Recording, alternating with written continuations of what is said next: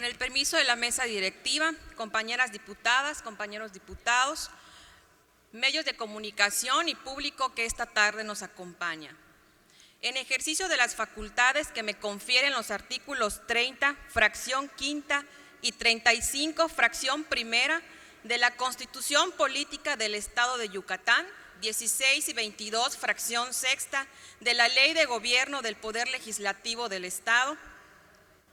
68, 69 y 82, fracción cuarta del Reglamento de la Ley de Gobierno del Poder Legislativo,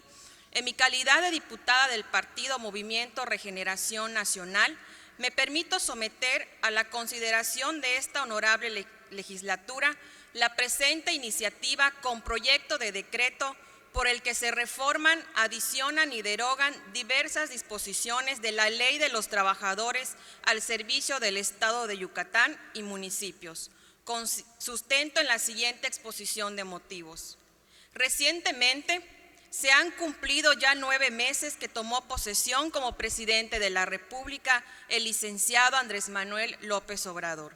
Desde el inicio de su administración se hizo particular énfasis en que no sería el ejercicio gubernamental un solo cambio de gobierno, sino un cambio de régimen y significaría una cuarta transformación, pensando como las primeras la independencia nacional, la guerra de reforma y la Revolución Mexicana como tercera. En esta última se desarrolló el sindicalismo mexicano tal como se conoció en sus diversos planteamientos, frecuentemente contradictorios entre sus consideraciones teóricas y elementos de aplicación objetiva. Hay una frase que se ha hecho famosa en escenario que va de la comedia a la tragedia. Algunos se la adjudican al escritor mexicano Carlos Fuentes, o bien como el escritor Benito Taibo, hermano nacido en México del actual director del Fondo de Cultura Económica, Pablo Ignacio Taibo. Menciona que se la comentaba el escritor, miembro de la Academia Mexicana de la Lengua, Gonzalo Celorio, utilizada en varias ocasiones para describir el panorama de México, la famosa frase, o mejor dicho, chiste que se cuenta solo, que si Franz Kafka hubiera sido mexicano, sería un escritor costumbrista o hasta naturalista. Frase que viene al caso, pues en México nos ha tocado ser observadores de una cuestionable vida sindical, que en la mayoría de los casos la hemos visto alejada de los trabajadores, que tuvo como costumbre llenar sus discursos de llamamientos a la defensa de la libertad sindical, pero que sin embargo anulaba todos y cada uno de los elementos de la misma, como fue el caso de la libre sindicalización. Se estrenaba ya la Constitución en el año de 1918, cuando nacía la primera central de trabajadores que atraería básicamente a los obreros y organizaciones que integraron la histórica Casa del Obrero Mundial, la CROM,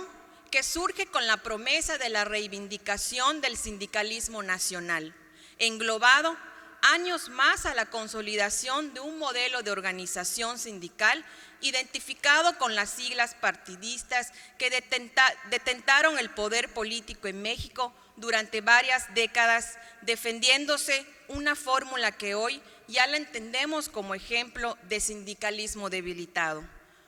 Con mala fama y con muy poca actividad en cuanto a su presencia en la auténtica negociación colectiva, un sindicalismo que se ha alejado de los trabajadores y estableció fuertes vínculos con las cúpulas del poder político, dando origen al sindicalismo corporativo, que coloquialmente conocemos como charro. La visión corporativa que encumbró y premió económicamente a una élite de poder en distorsionada expresión de autonomía, llegó al extremo de exigirle a los trabajadores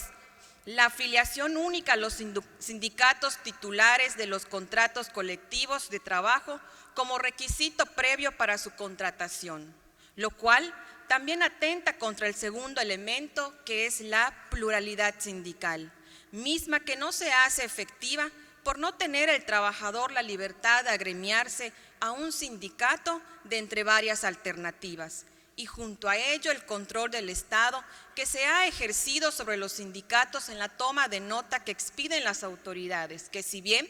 es solo un registro de mero carácter declarativo, cobra carácter constitutivo al depender del mismo para poder ejercer derechos tan esenciales como es el de la huelga o el de la contratación colectiva, esenciales para un sindicato. El caso de los sindicatos que agrupan a los trabajadores de las dependencias estatales y municipales no fue diferente, y la independencia sindical resultaba expresión retórica en la voz de los liderazgos cooptados y las más de las veces designados por el patrón de la intención de ejercitar controles y simulación en la expresión organizativa. No obstante, es ya evidente que están apareciendo los componentes de una configuración jurídico-laboral renovada. La libertad de asociación sindical es un elemento característico de toda democracia, concepto que no es innovador en la doctrina, pero que por desgracia no necesariamente se estableció en las normas en materia laboral de los trabajadores al servicio del Estado. Nuestra ley máxima, la Constitución General de la República, observa el principio de libertad sindical, de conformidad a una interpretación sistemática y acorde con las fracciones 16ª y 10ª, apartados A y B, respectivamente, del numeral 123. Bajo tal consideración, en lo que se refiere a los trabajadores al servicio del Estado, señala: los trabajadores tendrán el derecho de asociarse para la defensa de sus intereses comunes. Podrán, asimismo, hacer uso del derecho de huelga previo el cumplimiento de los requisitos que determine la ley, respecto de una o varias dependencias de los poderes públicos, cuando se violen de manera general y sistemática los derechos de este artículo, que este artículo les consagra. De los preceptos antes transcritos, se puede desprender válidamente que los trabajadores tienen el derecho inalienable de la libertad sindical, es decir, de asociarse para la defensa de sus intereses comunes, pues expresa la facultad de constituir sus organizaciones sindicales. Ya en la exposición de motivos de la reforma por la que se creó el apartado B de la Constitución Federal en 1959, los legisladores reconocieron expresamente que en los anales del movimiento obrero mundial y de las instituciones del derecho del trabajo, la libertad de asociación fue una de las garantías primeramente reconocidas, la cual, por definición, implica la libertad de los trabajadores para organizarse en sindicatos y federaciones, principio sustantivo del sindicalismo que permite a los servidores del Estado disfrutar de los derechos necesarios que permite a los servidores del Estado el desarrollo de sus fuerzas populares. Con esa orientación, el Convenio 87 sobre la libertad sindical y la protección del derecho de sindicalización y el Convenio 98 sobre el derecho de sindicalización y negociación colectiva, ambos de la Organización Internacional del Trabajo, consideran en su parte internacional que todo miembro de la organización para el cual esté en vigor el presente convenio se compromete a poner en práctica las disposiciones siguientes. Artículo 2. Los trabajadores y los empleados, sin ninguna distinción y sin autorización previa, tienen el derecho de constituir organizaciones de su elección, así como el de afiliarse a estas organizaciones, con la sola condición de conformarse a los estatutos de las mismas. Disposiciones a través de las cuales se reconoce el derecho de los trabajadores de constituir organizaciones de su elección, así como de salirse, abstenerse o afiliarse a estas, de tal suerte que el principio objeto de la presente iniciativa se sustenta fundamentalmente en el derecho de libertad de asociación, situación que recupera el espíritu de ánimo al legislador respecto de la libertad sindical y organizarse gremialmente en expresión plena del derecho que es esencia en dicho valor jurídico. La palabra libertad significa la facultad que tiene el hombre de obrar de una manera o de otra y de no obrar por lo que es responsable de sus actos. Asimismo, el vocablo asociación tiene como una de sus acepciones la acción y efecto de asociar o asociarse. Como resultado de lo señalado previamente, se puede concluir válidamente que los trabajadores tienen la facultad de asociarse o no, de afiliarse o no afiliarse a un sindicato, y una vez afiliado, de permanecer o no. En efecto, lo que pretende hacer el ordenamiento jurídico mexicano es otorgar la referida libertad al trabajador, inclusive de permanecer o no en una organización sin que se sujete su empleo a la condición de estar en un sindicato en particular. Como consecuencia de ello,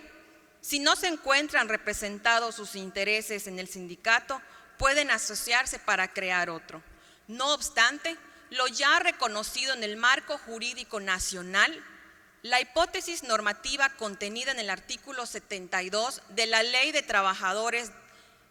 al Servicio del Estado y Municipios de Yucatán establece en la parte conducente como único elemento que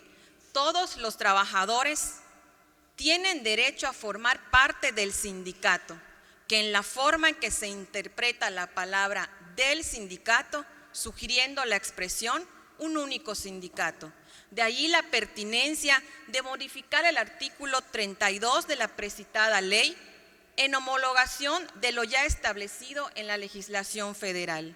De la misma forma, la necesaria complementación del supuesto normativo contenido en el artículo 74 de la ley que contempla varios de los requisitos para el registro sindical deberá ir más allá de las documentales requeridas, añadiéndose un párrafo al precitado artículo que considere la posible existencia en una misma dependencia de uno o más sindicatos, circunstancia que a su vez configura una línea normativa que en el artículo 83 está definida respecto de la titularidad que deberá tener el sindicato mayoritario.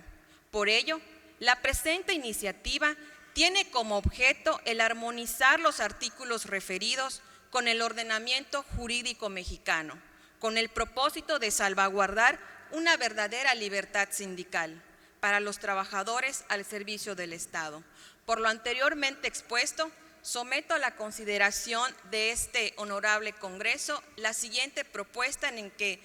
en este momento hago entrega a la mesa directiva. Muchas gracias y es cuanto.